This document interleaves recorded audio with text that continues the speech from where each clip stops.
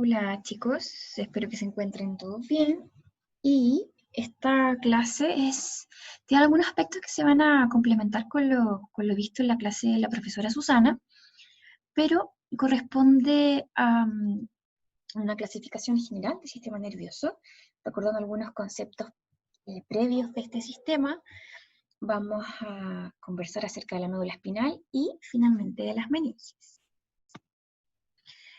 El sistema nervioso central tiene una clasificación que es más bien didáctica, ¿ya? Porque ambas clasificaciones son dos, y una funcional. Ambas se relacionan mucho entre sí, ¿ya? Entonces, esta clasificación es muy, ¿cómo se llama? Didáctica. Entonces, tenemos la anatómica, que tiene que ver con la ubicación de las diferentes partes del sistema nervioso, y la funcional, que se relaciona con el que esté o no, responda o no a la voluntad del individuo.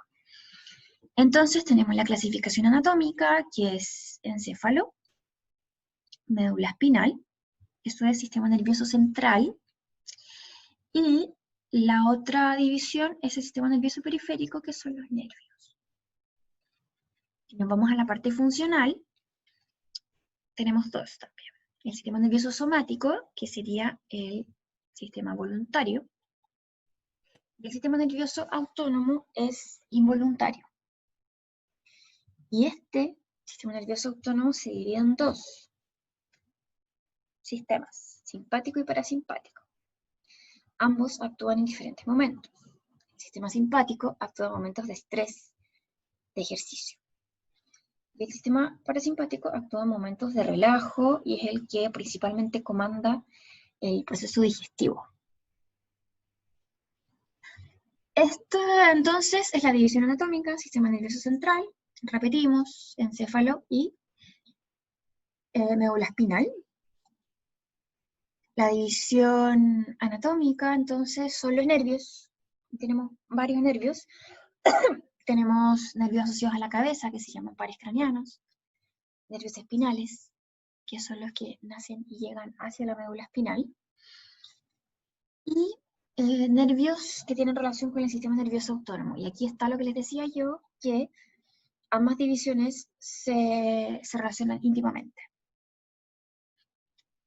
En cuanto a la división funcional, sistema nervioso somático entonces es voluntario e inerva por ende músculo esquelético. Y el sistema nervioso autónomo entonces es involuntario, inerva músculo liso, glándulas, músculo estriado cardíaco, y tenemos estas dos divisiones, sistema simpático y sistema parasimpático.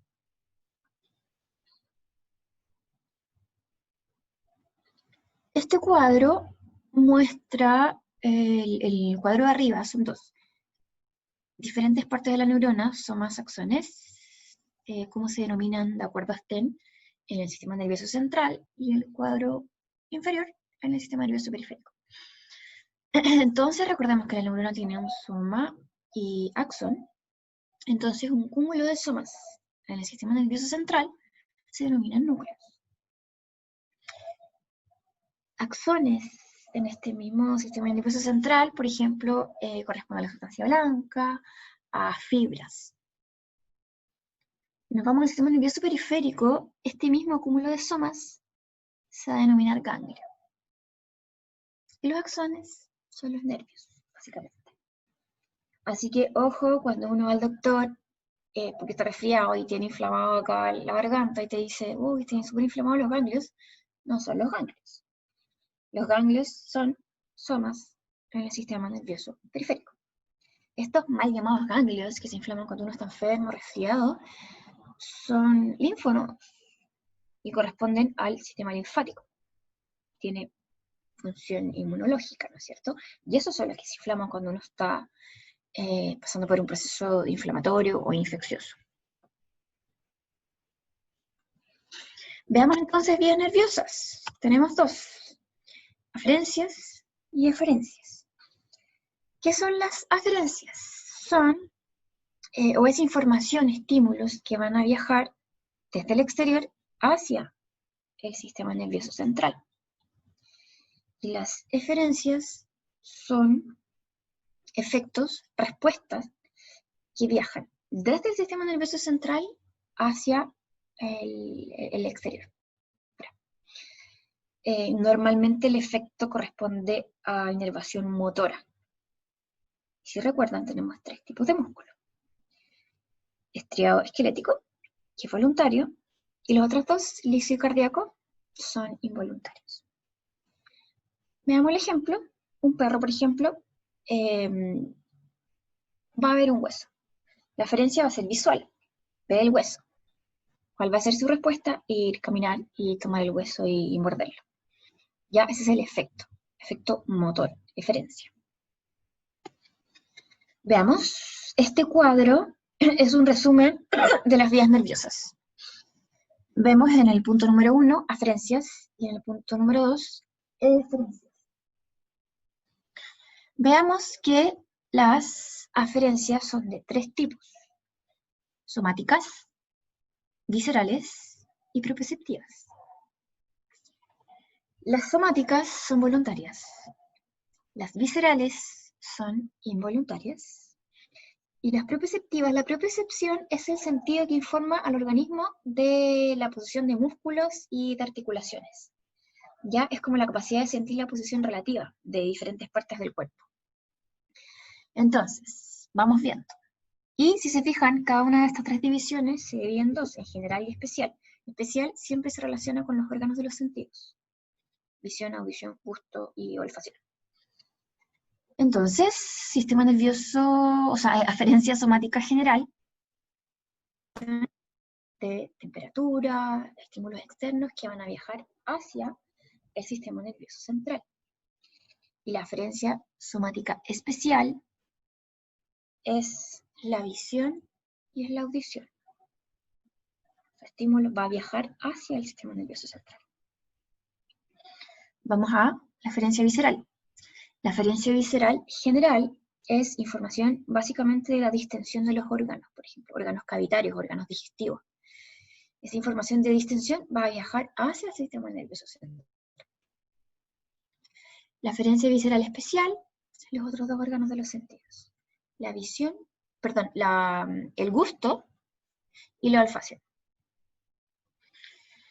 Y la vía propioceptiva, la aferencia de propiocepción general, es lo que les decía yo al principio de la definición: músculos y articulaciones. Y la propiocepción especial se relaciona con el sistema vestibular. El sistema vestibular es el sistema del equilibrio.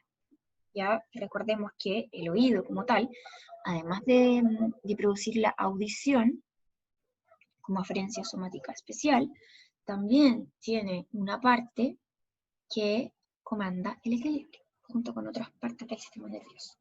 Y esta parte del equilibrio, que se llama sistema vestibular, entonces, corresponde a la propiocepción especial. Eso en cuanto a las aferencias. Las eferencias, como yo les decía, siempre es motor. Y pensemos en motor, los 3 tipos de músculo. Somático, ¿no es cierto? Eferencia somática, general, va a ser entonces músculo estriado esquelético.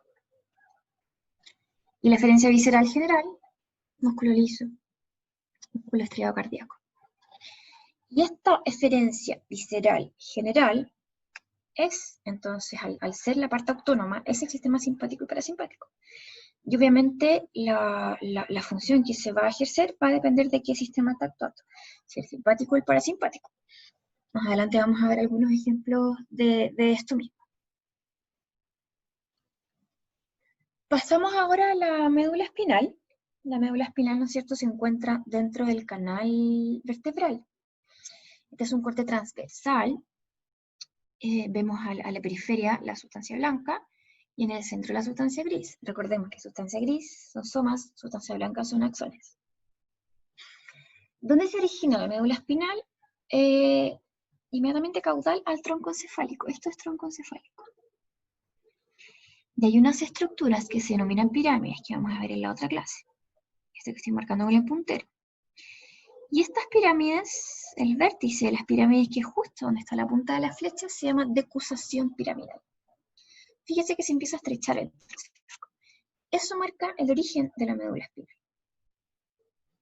Y el límite caudal está más o menos a nivel de las vértebras L6, L7, en el caso del perro y el gato.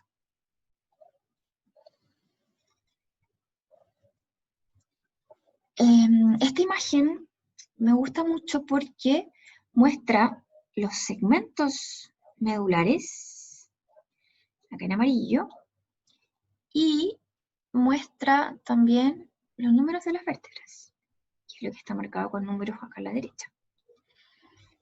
Noten que no necesariamente el segmento medular se corresponde con el segmento vertebral, no están al mismo nivel. Estos segmentos medulares corresponden a metámeras. Cada segmento medular va a estar asociado a un nervio espinal. ¿Sí? Y habíamos dicho que ¿dónde termina la médula? A nivel de la vértebra lumbar 6 y 7. Pero a nivel de estas vértebras, fíjense que la médula se empieza a estrechar y forma como un cono. Entonces el cono medular. Y el cono medular, que es la parte final de la médula, corresponde al segmento sacro y el segmento caudal de la médula. Desde estos segmentos sacros y segmentos caudales se originan también nervios. Bueno, hay aferencias y eferencias nerviosas. Y todos estos nervios que se originan acá recorren hacia caudal el canal vertebral a nivel del E7, a nivel sacro, a nivel de las primeras vértebras caudales, y los nervios van a emerger por sus respectivos agujeros intervertebrales.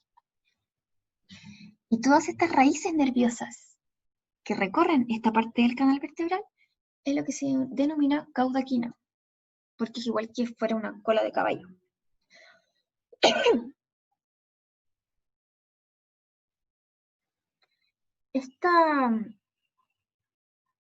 Esta imagen de la médula espinal muestra a nivel cervical y a nivel lumbar dos ensanchamientos que se notan bastante bien. Estos ensanchamientos se denominan intumescencia cervical e intumescencia lumbar. Corresponden a un ensanchamiento, o porque está más gruesa a este nivel, es porque, obviamente, a nivel cervical y a nivel lumbar se necesitan más aferencias y eferencias. Va a llegar más información a la médula espinal y va a salir más información desde la médula. Porque a ese nivel están los miembros torácicos y miembros pélvicos. ¿Ya? Esa es la razón de que la intumescencia ocurra a este nivel. Y esta imagen también se puede observar el cono medular, ¿no es cierto? Que es la parte final de la médula espinal, y también la cauda equina. Este concepto de filamento terminal son las meninges. Las meninges son membranas que envuelven al sistema nervioso central, y estas membranas también van a envolver estos nervios cuando recorren el canal vertebral, ya a la cola de caballo. Entonces eso es el filum terminal. Esta imagen corresponde a la médula espinal y les voy a explicar cómo nace un nervio espinal. Veamos en la parte central, parte en forma de H, es la sustancia gris, y en la periferia la sustancia blanca. Esta parte, que estoy marcando con el puntero, es la fisura mediana ventral de la médula, ya que es más prominente. Este es el cuerno ventral, por ende, de la médula y el cuerno dorsal. Veamos. Entonces, que a nivel de asociado al cuerno dorsal, entonces hay varias raicillas dorsales. Serían axones. Cuando se unen, forman una raíz dorsal. Ojo aquí que esta raíz dorsal está asociada a un ganglio espinal. Y toda esta vía dorsal, ganglio espinal, raíz dorsal, raicillas dorsales, cuerno dorsal, es la vía aferente, porque es información que va a viajar hacia el sistema nervioso central, en este caso hacia la médula. Veamos qué pasa por ventral, lo mismo. Raicillas ventrales, raíz ventral, pero por ventral no hay ganglio. Esa es una diferencia. no hay un ganglio ventral. Notemos acá que la raíz dorsal y la ventral se unen. Bueno, y la vía ventral corresponde a las eferencias. Entonces, la vía dorsal y la vía ventral se unen y ahí se forma un nervio espinal. Y como se unen la raíz dorsal y la raíz ventral, es que la mayoría de los nervios espinales tienen aferencias y eferencias en su interior. Por eso se denominan nervios mixtos. Obviamente no todos son así. Hay algunos nervios que son solo sensitivos, solo aferentes, y otros que son solo motores, solo eferentes. Ya, esta es una norma general. Y cada nervio espinal después se va a dividir en ramificaciones, ramos dorsales, que van a inervar estructuras dorsales, ramos ventrales, estructuras ventrales. En esta imagen de un segmento vertebral torácico, está marcando el agujero intervertebral. Es por ese agujero intervertebral por donde nacen los nervios espinales.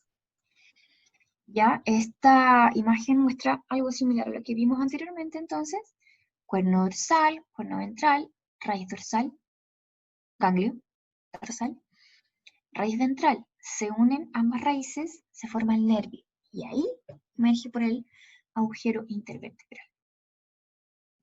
La vía dorsal es aferente, sensitivo. La vía ventral es eferente o motor.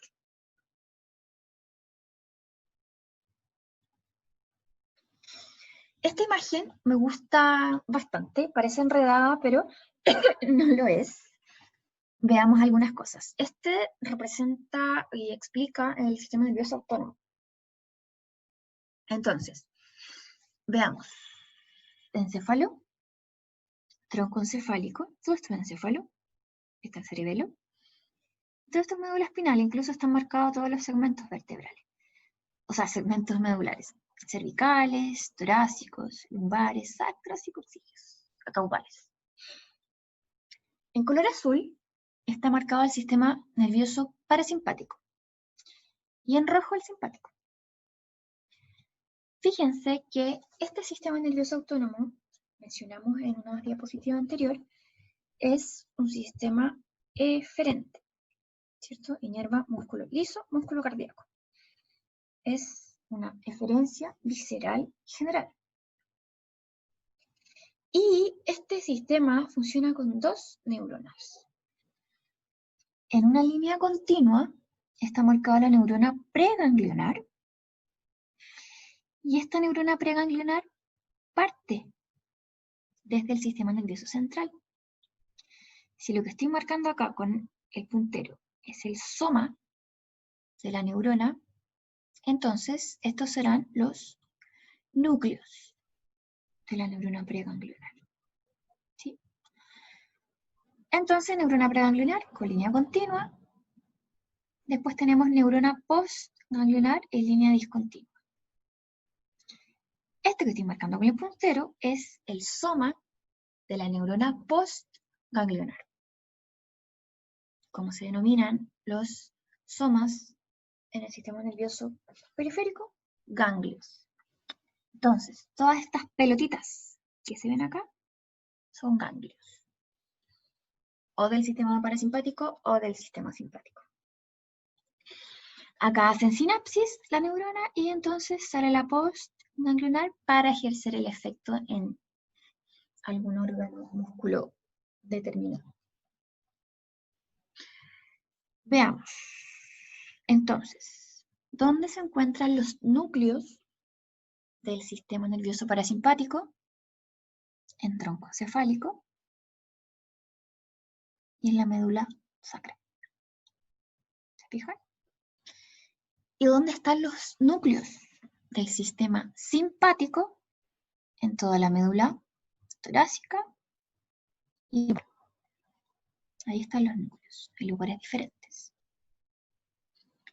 Veamos un ejemplo. Tomemos este núcleo del sistema nervioso parasimpático, de la neurona preganglionar, pasa por aquí, no hace sinapsis, se fijan, pasa la neurona preganglionar, pasa, se va hacia el tórax, llega al corazón. Hace sinapsis en un ganglio que está en el corazón y sale la neurona postganglionar a inervar este músculo cardíaco. Si es una acción parasimpática, el sistema, o sea, el corazón va a disminuir su frecuencia cardíaca. Recuerda que el sistema parasimpático actúa en momentos de relajo. Entonces la frecuencia cardíaca es más baja. Eso se llama bradicardia. Veamos el simpático. Sigamos una neurona preganglionar, un núcleo, desde los primeros segmentos torácicos. Pasa por este ganglio y hace sinapsis en este otro ganglio. Sale la neurona postganglionar simpática a inervar el corazón, el músculo cardíaco.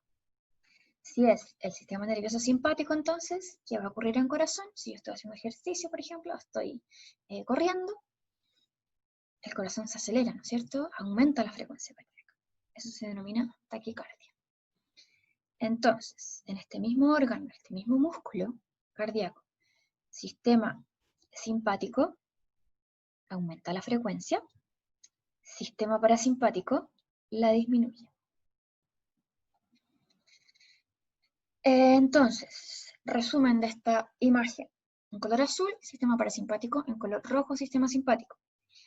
El sistema nervioso autónomo, simpático y parasimpático, entonces, corresponden a eferencias viscerales generales. Inervan músculo liso, músculo cardíaco. Lo que ocurra en esos órganos va a depender de que se actúe el simpático o el parasimpático. Este sistema actúa con dos neuronas, una preganglionar, sinapsis, y una postganglionar. Núcleos parasimpáticos, tronco encefálico, médula sacra. Núcleos simpáticos, médula torácica, médula lumbar.